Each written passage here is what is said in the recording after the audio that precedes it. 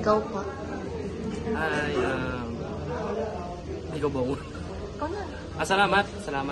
Salamat kay Starla, tapos sa mga staff niya na sobrang supportive, no? Salamat. Very recommended. Kaya Sir Erwin, Sir Ron, kay Sir Marvin, salamat.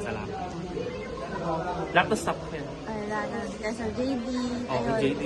Yung ang ganda na ng itsura ng reception. Parang nung pagpasok namin parang nag-wow pa rin kami na mas gumanda siya.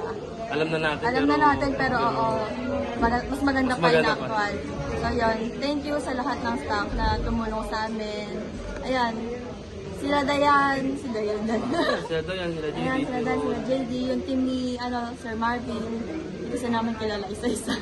Yes. So yun, yung Earn Makeup na sobrang dedicated na Ivan. Yan. So, Salamat. Pangalan niya? G-Girl po. G-Girl. Si G-Girl. So yun, Salamat. thank you.